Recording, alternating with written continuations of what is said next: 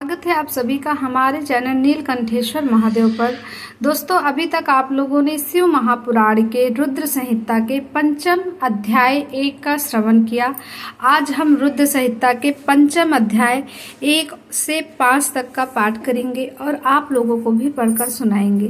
तो हे महादेव, जो कोई भी आपका ये महान ग्रंथ देख रहा अथवा सुन रहा है, उसके सिर पर, उसके परिवार पर आप अपनी कृपा दृष्टि अवश्य रखना। तो भोले के भक्त, वीडियो शुरू होने से पहले चैनल को सब्सक्राइब करें, कमेंट बॉक्स में हर हर महादेव अवश्य लिखना। दोस्तों, इस ग्रंथ के मात्र दर्शन हो जाने से ही, मात्र इसका श्रवण कर लेने से हमारी मन की मनोकामना महादेव जी अवश्य पूरी करते हैं और हमारे द्वारा जो किए गए अपराध हैं, जानबूझकर या अनजाने में, वो सब समाप्त हो जाते हैं। स्वयं इस ग्रंथ में खुद लिखा हुआ है।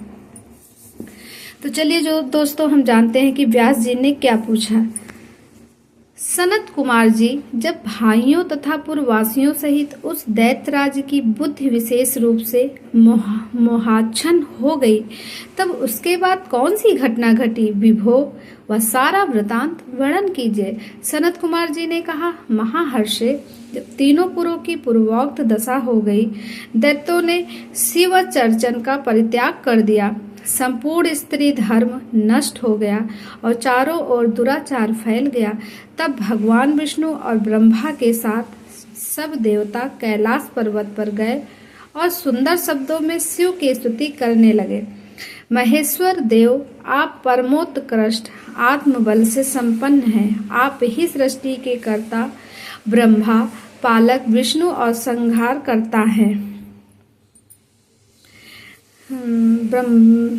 परम ब्रह्मा स्वरूप आपको नमस्कार है। यो महादेव जी का स्तवन करके देवों ने उन्हें साष्टांग प्रणाम किया। फिर भगवान विष्णु ने जल में खड़े होकर अपने स्वामी परमेश्वर शिव का मन ही मन स्मरण करके तन्मय हो दक्षिणा मूर्ति के द्वारा प्रकटी रुद्र मंत्र का 1.5 करोड़ की संख्या तक जप किया।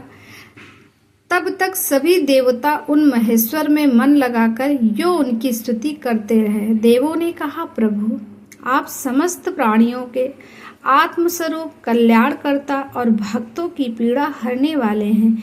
आपके गले में नीला चिन्ह है, उसे आप नीलकंठ कहलाते हैं। आप चिद्रूप एवं प्रचेता हैं। आप रुद्र को हमारा प्रणाम है। असुर निकंदन, आप ही हमारी सारी आपत्तियों के निवारण करने वाले हैं। अतः सदा से आप ही हमारी गति हैं और आप ही सर्वदा हम लोगों के वंदनीय हैं।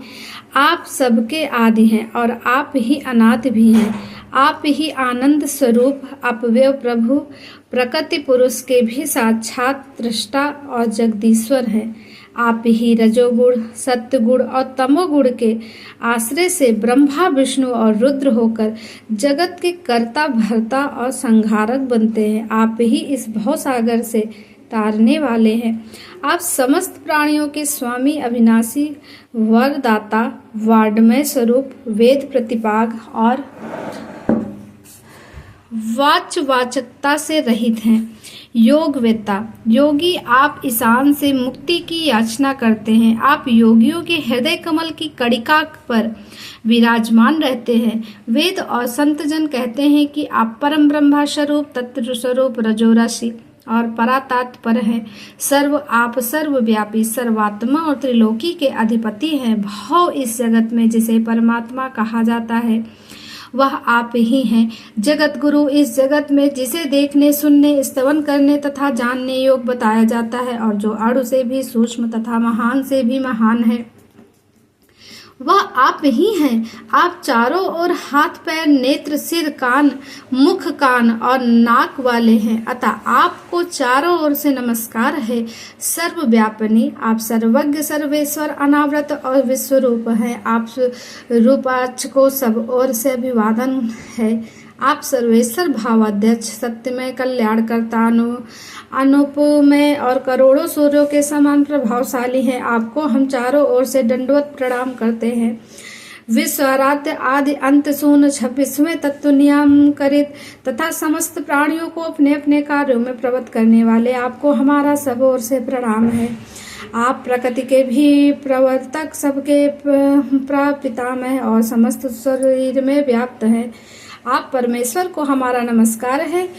श्रुतियों तथा श्रुति तत्व के ज्ञाता विगजन आपको वरदायक, समस्त भूतों में निवास करने वाला स्वयंभू और श्रुति तत्व यज्ञ बतलाते हैं। नाथ, आपने जगत में अनेकों ऐसे कार्य किए हैं जो हमारी समझ से परे हैं, इसीलिए देवता, असुर, ब्राह्मण और अनन्य स्थावर जंगम